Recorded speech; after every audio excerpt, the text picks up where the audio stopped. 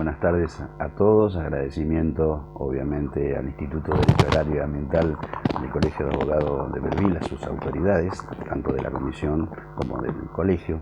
El tema que se ha convocado, productor agrario, agrobiotecnología y los contratos de licencia de uso de tecnología que se están formulando, ofertas públicas que se están generando en materia de semillas autógamas, excluidas las alógamas, que inevitablemente todos los años debe comprarse la bolsa de semillas certificada o fiscalizada, de primera multiplicación, en este caso, certificada, o en el caso de las autógamas, donde generalmente se produce lo que se llama el derecho de reserva de uso propio que el productor puede hacer, de acuerdo al artículo 27 de la ley de semillas, y si puede ser gratuito o puede ser renunciable o oneroso, y ser oneroso.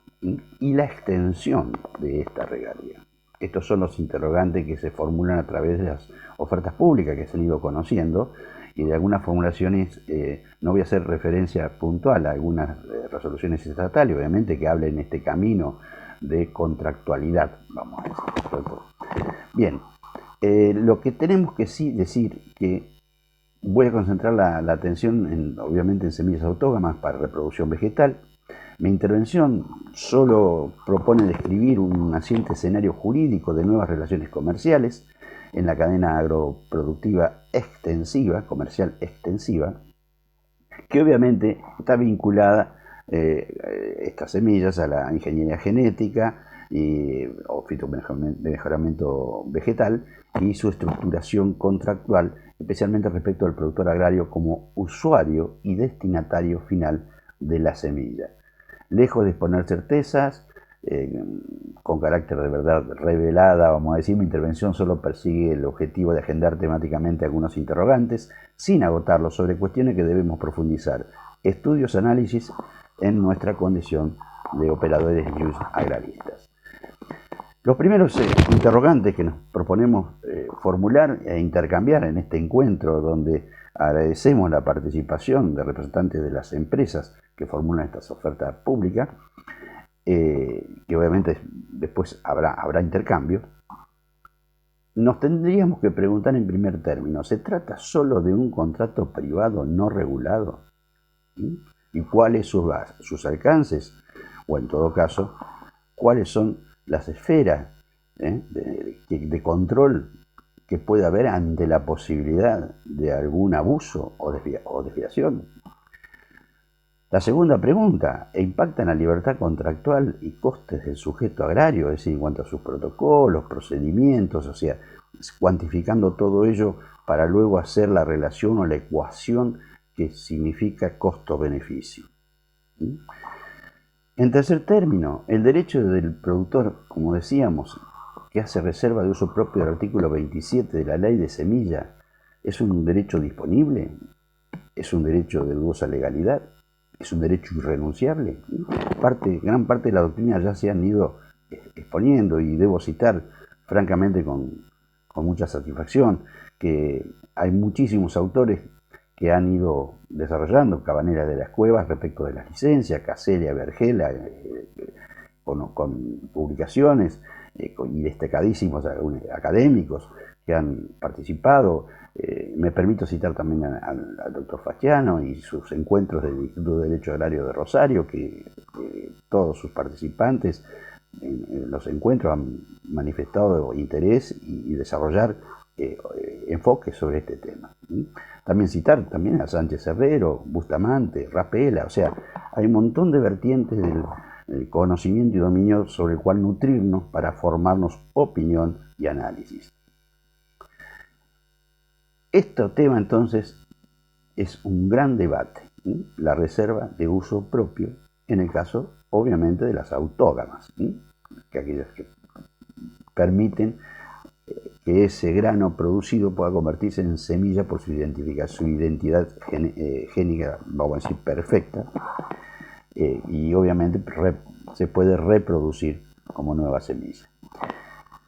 En tercer lugar, tenemos que preguntarnos en este tipo de contratos de ofertas públicas que se están formulando ya en esta segunda década del siglo XXI, si alguna de sus cláusulas transgrede el principio del agotamiento del derecho de propiedad intelectual cuando avanzan pagos de tecnologías sobre el grano cosechado, que en este caso se trata de una semilla. Estamos hablando de una semilla de primera generación, o sea, como vamos a ver más adelante. O sea, la primera generación solamente es para control de malezas en el proceso de producción. No le atribuye ninguna cualidad especial, específica a ese producido por esa semilla. Cualidad nutritiva o de valor aumentado, vamos a decir, en algún aspecto. Este es el tema más, creo, más vidrioso, muchas veces en las formulaciones de las cláusulas contractuales, que son, obviamente, cláusulas generales predispuestas por una de las partes, en este caso los titulares de derecho de propiedad intelectual, donde el productor o los agentes comerciales, tanto en la venta de semilla como en el acopio, que sería el proceso posterior a la cosecha, deben cumplir sí o no. O sea, no pueden modificar cláusulas, pueden hacerlo aceptando o no aceptando.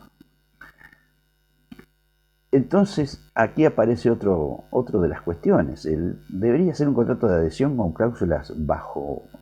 Se trata de una de las categorías, o sea, el nuevo Código Civil y Comercial nos habla de 3 categorías claras: discrecionales, de libertad de negociación de las partes en formular las cláusulas de un contrato, las que se llaman cláusulas generales predispuestas, que son los contratos de adhesión, donde solamente una parte unilateralmente formula las cláusulas y la otra solamente tiene la libertad de decir sí o no. Es decir, no tiene capacidad de negociar con ninguna cláusula. Este sería el caso de los contratos de licencia de uso de tecnología que pertenecen a esta categoría. Pero también a esta categoría influye la tercera categoría de contratos de nuestro Código Civil, que son los de consumo, ya que el productor es un consumidor usuario final, destinatario final de la semilla con destino a reproducción con fines comerciales, con fines de producción comercial.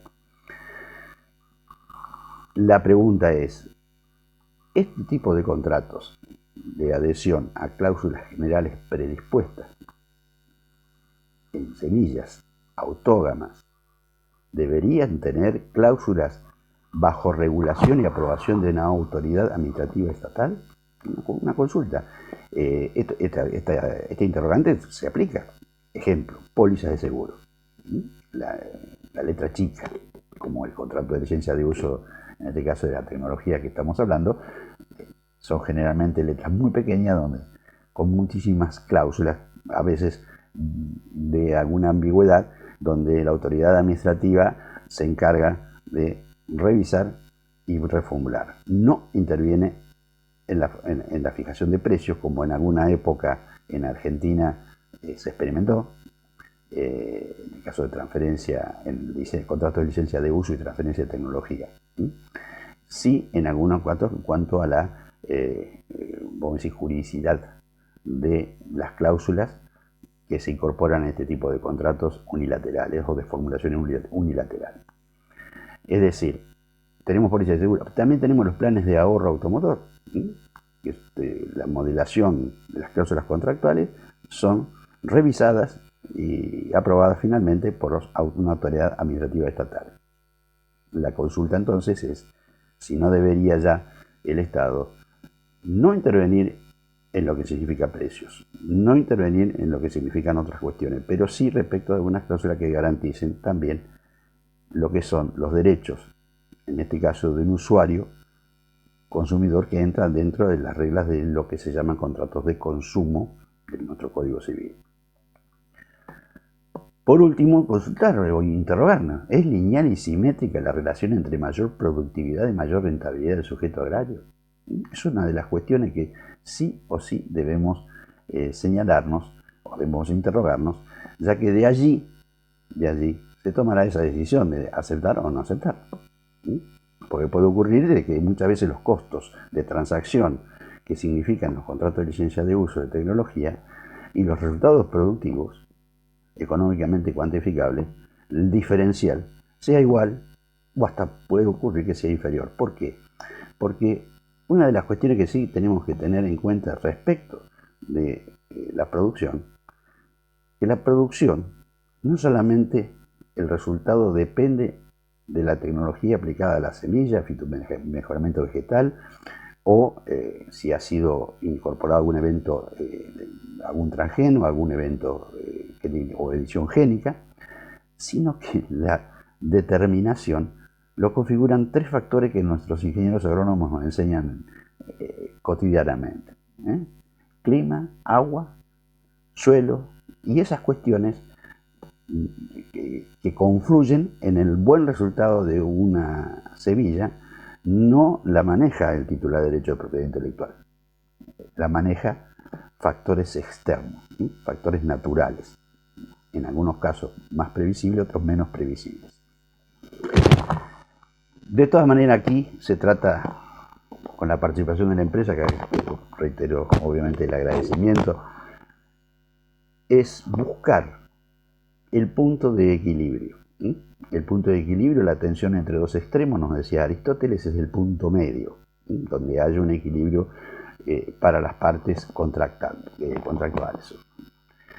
En el contexto ya habíamos hablado, tenemos que sí decir que los contratos de licencia de uso y tecnología, hablamos en este caso solamente del productor agrario, pero hay contratos durante todo el sistema de distintas naturalezas, de distintos agentes o actores. El contrato entre obtentor y obtentor, que son los contratos de ensayo, contratos de investigación y desarrollo, contratos de comercialización, los contratos de licencia.